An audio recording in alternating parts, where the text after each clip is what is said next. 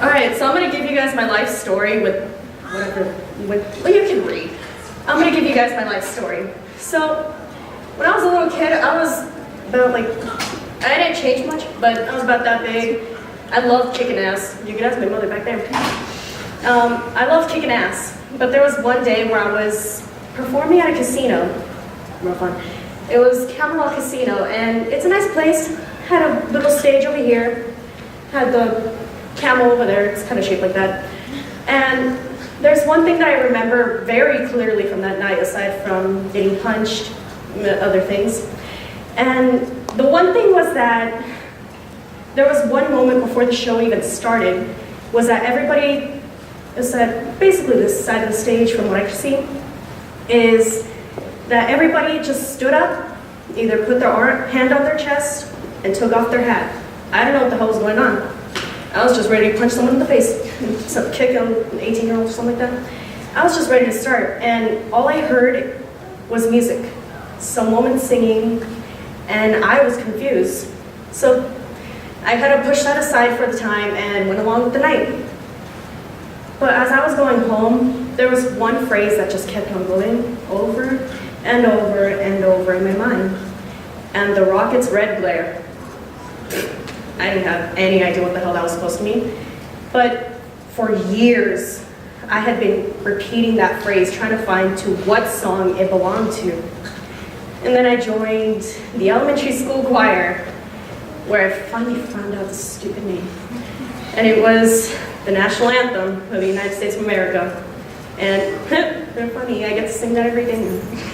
And basically, that's my whole point here, is that such a song stuck in my head. It just stays there, year after year, year after year, after year after year, for as long as I can remember. And even my mother, she sang songs while I was in the womb, and I would hear it years later, and I freak out hearing it.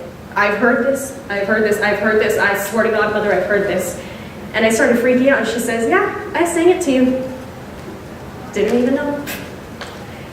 But I'm gonna stop boring you with the story and just move on. So I'm gonna give you guys the history, before you even more. And honestly, it's been with us forever. Like, can you guys imagine a little caveman, discover fire? Yeah? You guys imagine that? This stupid caveman just, yeah. Well, you see that nice little number up there?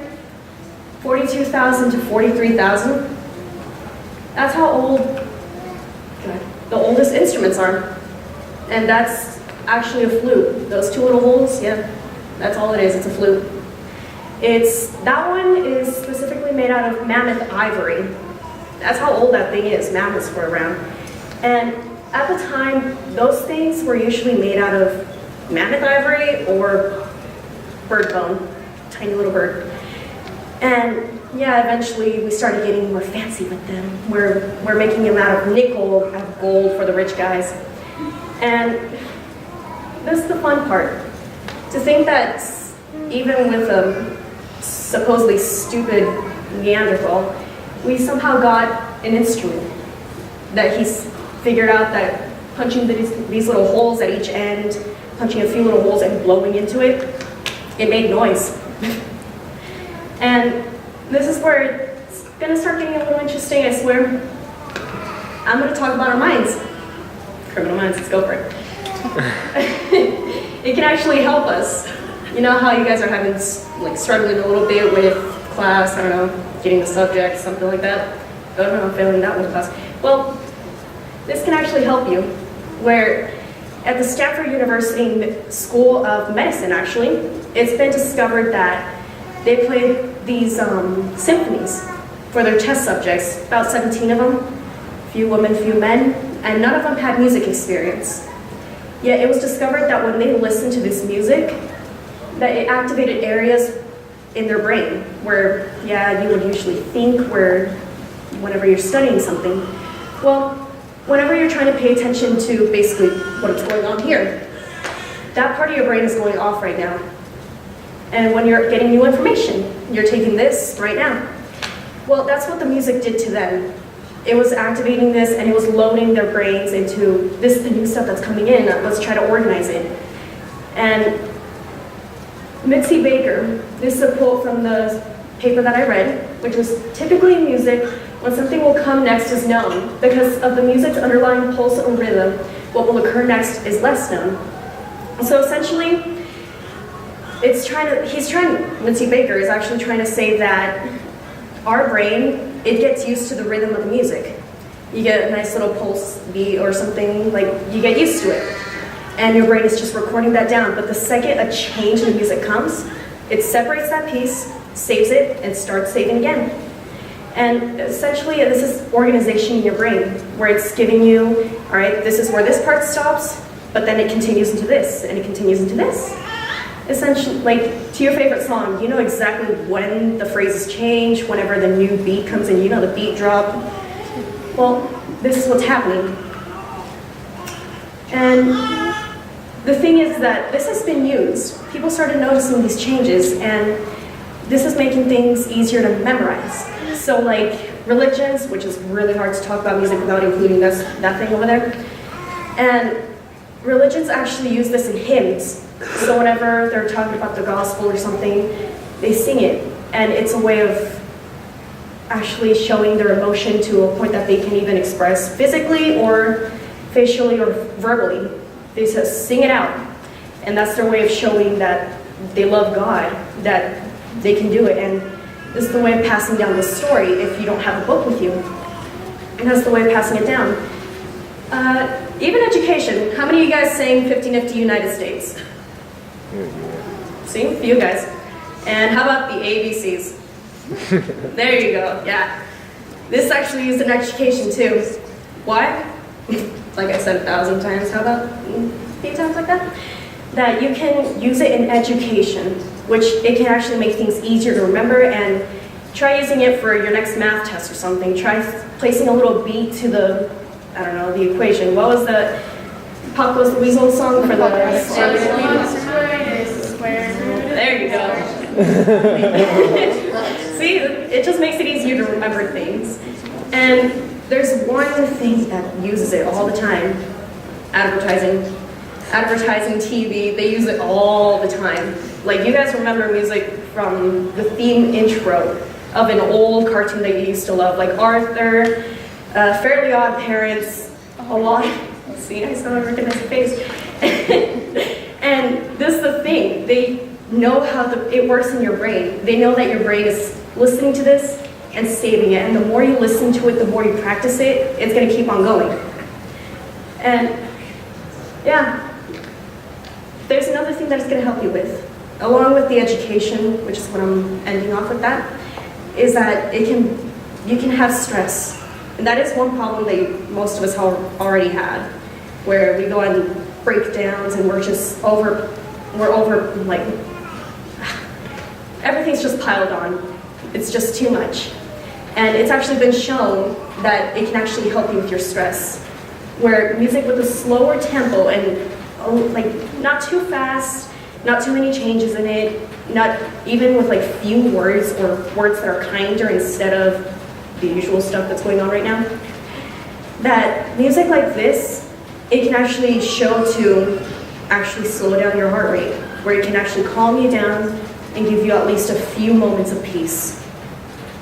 Now, I'm going to get away from that stress talk and actually give you therapy stuff, because it's actually a thing that's been going on, where it's actually been shown that in Ashford University, that their test subjects had actually shown that when they were listening to music, there was an assistance of dopamine, nice name, there's actually a release of dopamine in the brain, where you guys know it's the happy thing. And it actually has been shown to increase immunity boosting cells, which basically helps you not get sick as much as we usually do. And another thing that it helps in terms of sickness or disease is Alzheimer's disease. Thank you. Now, what exactly is Alzheimer's? Mom, you know about this. I'm learning this from you. And it's a pretty common disease. It's a troublesome thing to actually experience. And it's basically that 1 in 10 people over the age of 65, they're diagnosed with this. It can actually be deadly. That it can actually deteriorate your brain cells. That even the memories that you have from years and years ago, where today you remember them so clearly, if you have this, that's gone. Even if you love that memory, it's gone. It's no longer a thing. So that's the memory loss, and it actually has no cure. Not yet, at least, hopefully. But this is a terrifying thing. I actually went through a simulation, and they give you a set of instructions, and you go. They give you everything to try and go live their life. It's terrifying. And before I start crying, this music can actually help this at least a little bit, to bring some help to these people, where it actually defies it, where music is actually a back door. This is something that's defied the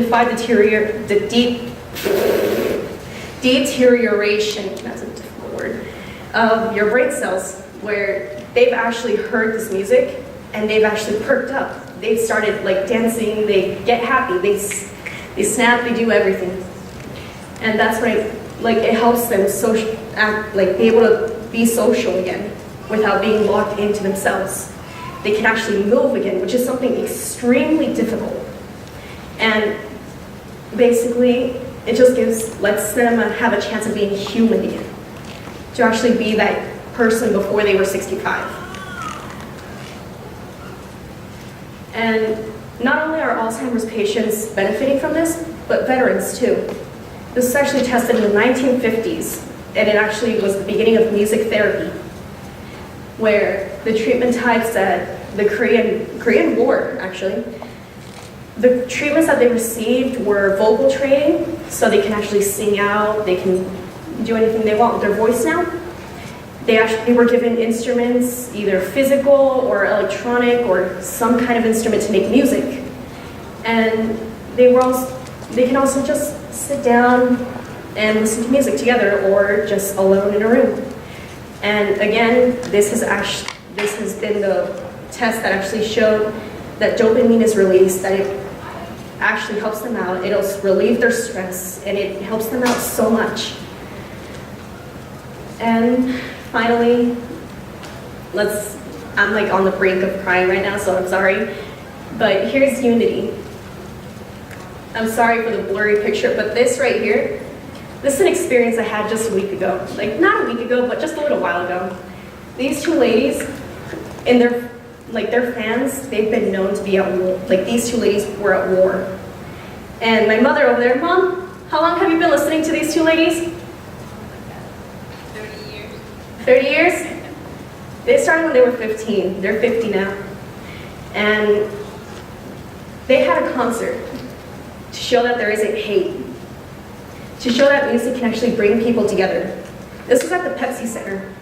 So the ladies that have been singing for as long as they have, all the people that have listened to them, including my mother, they went to this singular place to actually go back to being a 16-year-old, 19-year-old, just partying all they can before life came barreling at them like a barrel.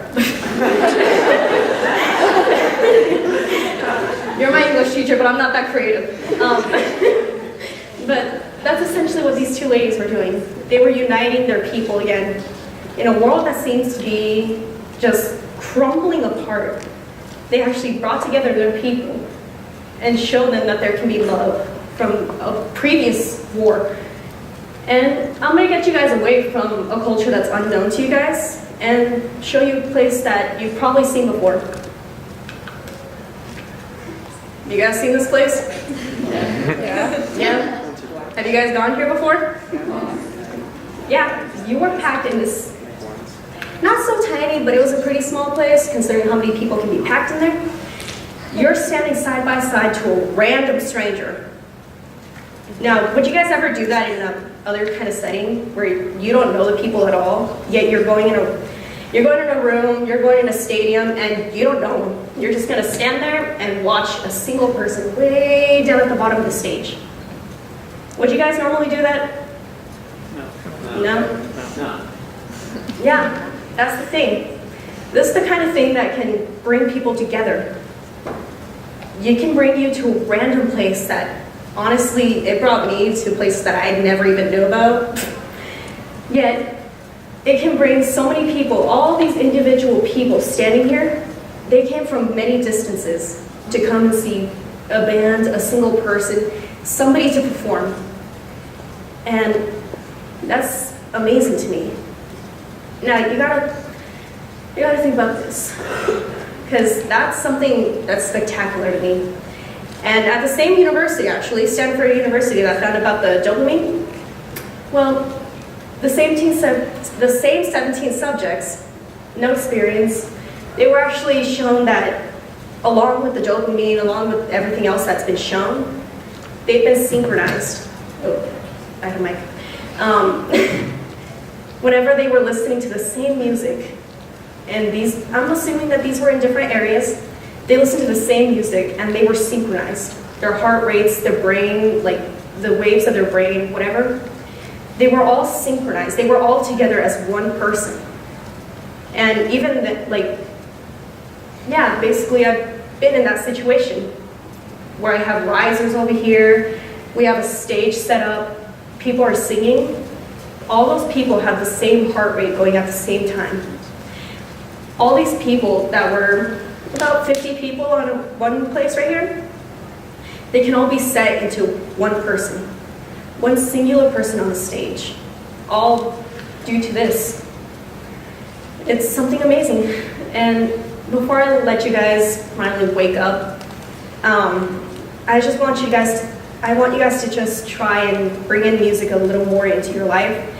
Not like something like rap that you've always listened to or rock for most of you. I want you guys to try and use this for stress. Use this for a little bit of a